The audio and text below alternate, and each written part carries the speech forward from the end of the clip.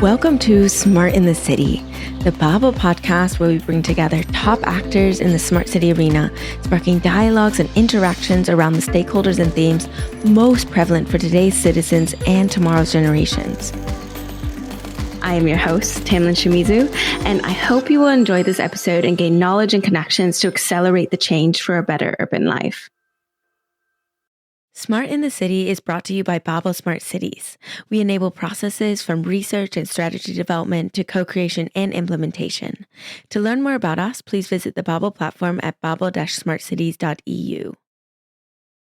So today we are traveling to Taiwan, a country that has recently become a top favorite of mine as I visited a couple months ago. And I'm specifically traveling to Yunlin County, which I also had the pleasure of visiting. And it's Taiwan's largest agricultural hub. In this episode, we'll explore how Yunlin is really transforming agriculture through smart technology, sustainability, and strong infrastructure. We'll look at how the county connects to some of the key themes we often discuss on the podcast: data-driven operations, transforming waste into innovation, financial sustainability, and the future of rural regions. So with that, I have a very special guest with me today. So I'm really excited to introduce you to the Deputy Magistrate of Yunlin County in Taiwan, Shay Shu-ya. Welcome to the podcast. Oh, thank you, Tammy. It's my pleasure to share Yunlin's story with the Babel podcast listeners. People used to think of Yunlin as just a traditional farming county, but we are actually transforming our agriculture through a smarter technology, sustainability, and a solid infrastructure. Yeah, it's really amazing to see how these rural counties are transforming into innovation. Really not a typical innovation hub like in a city, but really using innovation within those agricultural practices. To start us off, I would like to warm us up a little bit with a lighter question. So the question I've chosen for you today is, if you had to describe Yunlin in just 3 words, what would they be? Oh, the words that immediately pop into my mind or center around our people. I would say warm, vibrant, and innovative. First, warm. In Yunlin, people truly care about each other.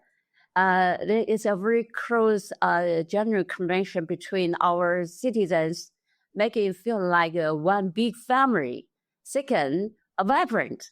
We are incredibly proud of our leadership and our strong focus on youth development. We are actually bringing young people back home and injecting fresh energy into our communities. And the third one, innovative. It's not easy for traditional agricultural county to transform, but we take this as a great opportunity.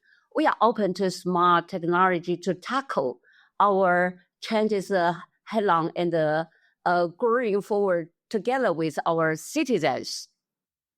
Yeah, great adjectives. I can agree with those adjectives as well. I really felt this warmth. I really felt the innovation when I went into Yunlin. So I definitely agree with your adjectives as well. Now, before we get into some of the key topics of today, I would love to learn a little bit more about you as a person. So Deputy Magistrate, can you tell us a little bit more about your background and what led you into your role today as Deputy Magistrate of Yunlin County? Thank you, Tammy. Yunlin is my home, and my career has been deeply rooted in local public service. Seeing the everyday struggles of our people, like residents in rural Gukan, being cut off by the broken County Route 149A for over 20 years, that's truly broken my heart. My motivation is very simple. I want to solve these fundamental everyday problems by building solid infrastructure and reconnecting our communities. We can keep our youth here and have our agriculture thrive and share Yunlin's true beauty with the world. Yeah, absolutely. I can agree with that. And so we've started to paint a bit of a picture of Yunlin. I was wondering, I think a lot of our listeners don't know Yunlin yet. Can you paint us a little bit more of a comprehensive picture of the county? What kind of place is it? What role does it really play within Taiwan? I'll be very happy to. Yunlin is widely known as the Taiwan agricultural hub and exportery. In fact, one out of every three vegetables or pigs on a Taiwanese dining table comes directly from Yunlin. However, Yunlin is so much more than just a traditional farming county. Today, we are actively transforming into an and the industrial commercial tech city by connecting our rich agricultural roots with smart innovation and sustainability. For example, we are championing a circular economy by turning agricultural waste like oyster shell, pineapple leaves, and kitchen waste into high-value textile, organic fertilizer, and green energy. We are also developing smart cold chain, logistic parks, and successfully exporting our local agricultural brands to international markets like Japan, Singapore, and the Middle East. We are taking the very best of our traditional land and upgrading it for the modern global stage. Yeah, I think we'll dig into some of those topics a little bit more. I want to start with the infrastructure. So when people hear the word infrastructure, maybe they think of, highways, fiber networks, 5G, etc. But in Yunlin, the foundation for innovation really seems more connected to like the agricultural farmers' daily reality. So waterways, rural roads, machinery access, logistics, those types of things. So how do you define infrastructure for a more agricultural region? Yes, for us, agriculture infrastructure is the absolute definite lifeline for our farmers. Over the past few years, we did not just build city roads. We invested over 4.2 billion NT dollar to upgrade 1,963 agricultural waterways and rural roads. That's about 866 kilometers, equivalent to covering the entire length of Taiwan back and forth. We also push for mass of farmland consolidation in our coastal areas, optimizing low net worth so modern farming machinery can easily access the fields. Without this solid physical foundation, advanced agricultural technologies simply cannot enter farms. Once the physical ground work is laid, we can build advanced facilities and digital networks on top of it. Physically, we are planning the Dounan, a small logistical cold chain park to connect our local agricultural products to global markets without losing quality. Yeah, absolutely. I want to touch a little bit more now on the data. So we're in the age of, data, AI. One thing that stood out to me as well is that Yunlin is really trying to move, AI and the use of AI from pilot projects to really everyday operations and policy within Yunlin County. Maybe could you give us a very concrete example of how a farmer might use this information differently than how they used to use it in the past? Okay, no problem. As extreme weather impacts farming, we move beyond small-scale pilots and implemented the Yunlin Digital Agricultural Mobile platform as a policy level. Regardless of experience, farmers can now make decisions based on market and weather data. The platform uses AI to predict the harvest times and prices for 9 types of short-term leaf vegetables, effectively preventing market crashes. We even adapted the platform to Line, an app commonly used by everyone, including all the farmers. This allows us to push real-time climate warming directly to their phones, so they can make a precise data-driven decision on when to irrigate and or harvest. Yeah, I've really loved learning about the different applications, and I think that's a very good use case in using data and AI within a more agricultural setting. I want to also talk about the products themselves. So producing high quality products is one part of the story, right? But bringing those products to wider markets, I know is also a goal of Yunlin. How does Yunlin really support farmers in building market competitiveness and sales capabilities? Maybe you can elaborate there. That's a very good question. Producing excellent products only half the battle. We recognize that many small-scale farmers excel at growing quality crops, but lack the expertise to market and sell globally. That's the reason why we established the Yunlin Goods. It's a comprehensive support initiative that trains and builds up our farmers' sales and marketing mindset and capabilities. Yunlin Goods serves as a bridge between a production and the global marketplace. We provide a structured training in digital marketing, brand storytelling, and export logistics, and international business practice. More importantly, we help farmers understand consumer preferences, quality standards, and the pricing strategies across different markets. We have developed collective channels that enable small farmers to, for their products, share marketing costs and collective each international buyers, whether through e-commerce, a platform, a trade show, or direct B2B partnerships. Through this integrated approach, combining AI-powered production intelligence with market-driven sales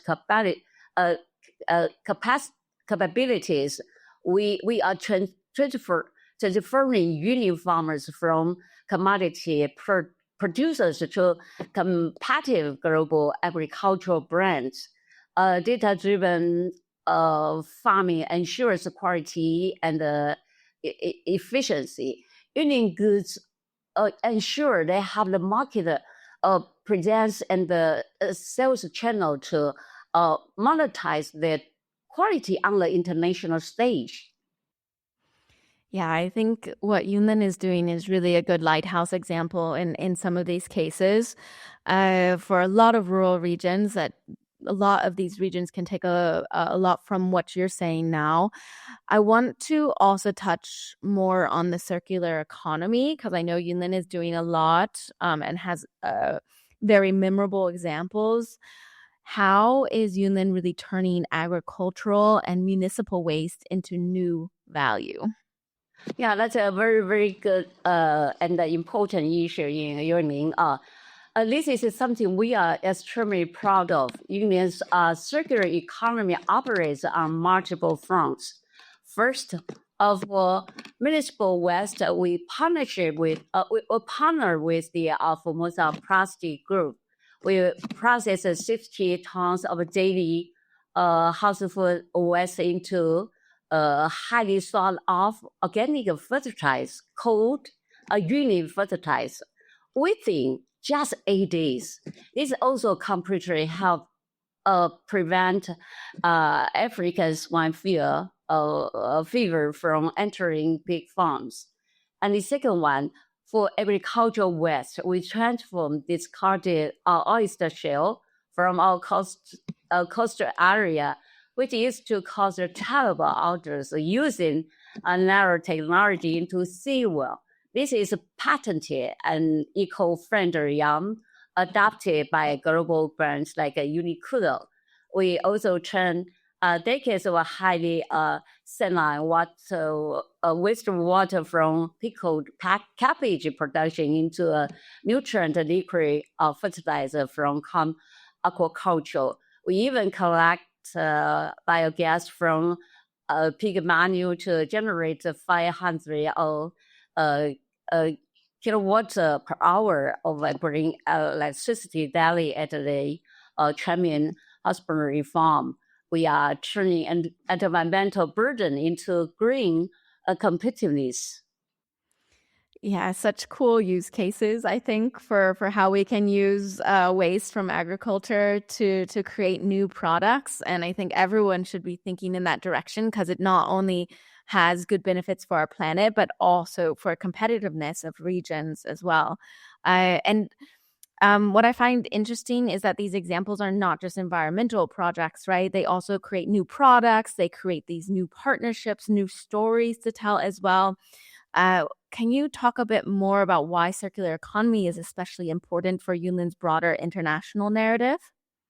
Yes, sure. You hit the nail on the head. Products like our Yunlin organic fertilizer, civil, textile, and green electricity are just tangible results. The real driving force as new partnership and cross-sector collaborations we have built.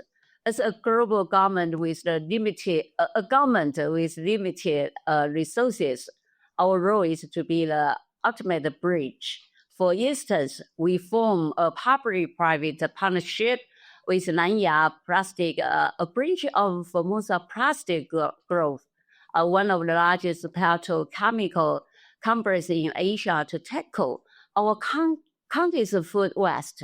We collaborated with the Agri-Tech Textile Limited Corporations and the university like Shijian University to run innovative studies turning discarded oyster shell into a patented fabric.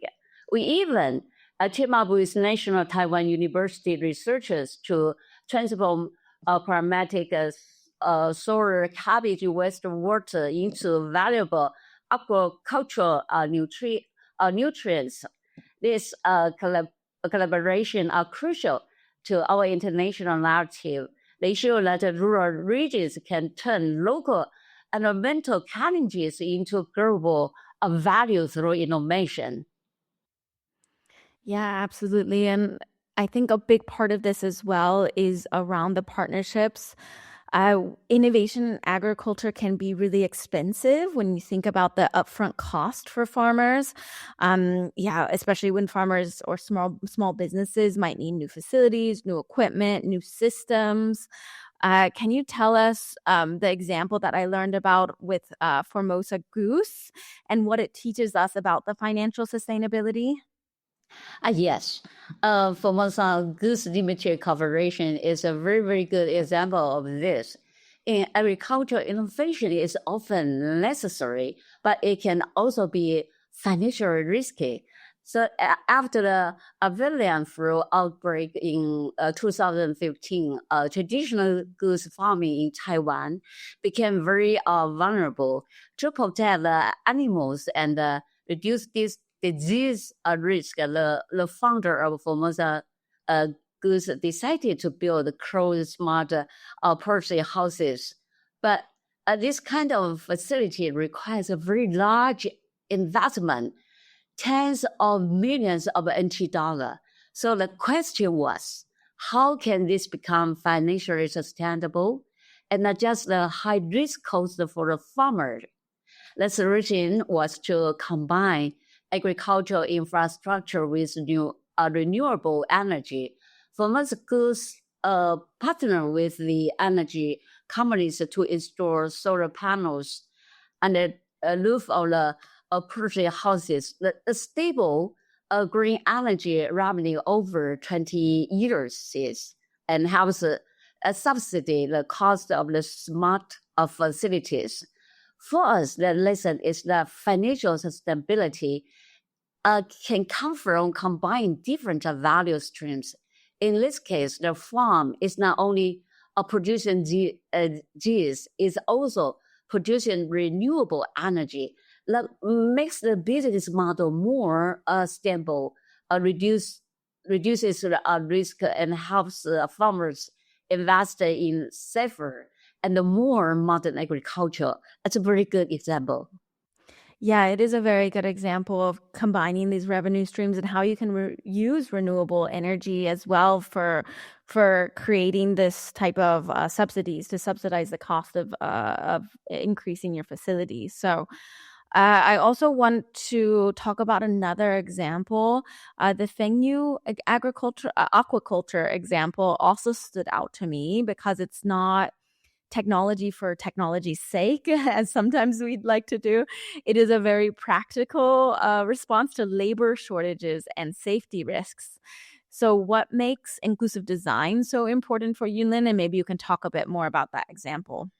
Yes, Easy Aquaculture Corporation is another very, very good example of technology being designed around real people and real daily problems. In Yunlin, many farmers are older, and labor shortages are a serious challenge. In aquaculture, something as simple as feeding fish can be difficult and even dangerous, especially in winter when farmers may need to go out on the ponds and risk of falling into cold water. Through our local government SBIR subsidies, as Aquaculture Corporation developed an amendable for fishing bond. But what I found important is that they did not make the technology unnecessarily complicated.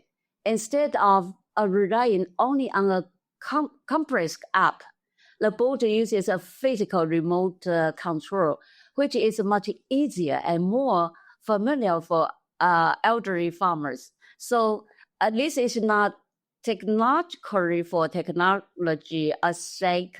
It directly responds to labor shortages, safety risks, and the real habits of the people who need to use it. So for us, inclusive design means that innovation should not be excluded. People is supported to help. If a solution is too difficult to use, you will not create impact. But if it's practical, accessible, and designed around local needs, then technology can really improve our daily life. Yeah, I think it's a great example of how you can use the more analog or simpler technology, really thinking about, okay, who is going to use this in the end? Is it going to be more elderly people? Is it going to be people who are not as used to technology? So I love that example as well to remind us of that important point. And this also brings us, of course, to the people side of the story, always centering around the people. So for Yunlin, like many rural regions, you have an aging population. So how do you make agriculture feel exciting, feel like a future opportunity for young people as well, rather than just something that they want to leave behind? Wow, you have touched on something very critical for Yunlin's future. The key is this: a strong ecosystem transform agriculture from a burden your children must escape into an opportunity they want to return to. The aging population is not a problem we hide from. It's a catalyst for innovation. We are building a comprehensive ecosystem that addresses this challenge directly. First, we established a smart agriculture university to provide cross-disciplinary training. But crucially, we position it as a pathway to entrepreneurship and career stability, not just job training. Young people see that agriculture can be technologically advanced, financially rewarding, and personally meaningful. Second, we encourage deep community partnership and shared business models. A perfect example is the Tipsy Farm.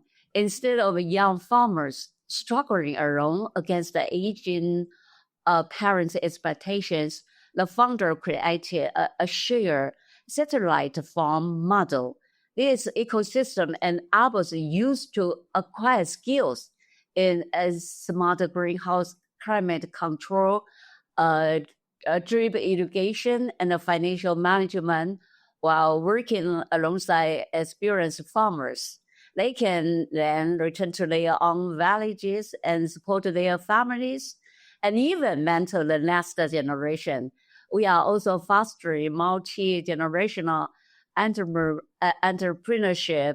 Young people are launching startups like unmanned farming boards and precision irrigation systems, especially designed to reduce physical labor for elderly farmers. When a young man entrepreneur can operate a profitable business while caring for aging parents in the same community, we break the circle of rural actors by combining upskilling, shared resources, strategy, partnerships, and inclusive technology design. We turning demographic challenges into economic and social renewal. Yeah, absolutely. I love these examples as well. When I was in Yunlin, I met a number of young entrepreneurs, young people working within the agricultural sector who were really excited about the different technological advances and how they can contribute to the society. So I saw that firsthand as well, that a lot of young people are getting quite excited about this actually too.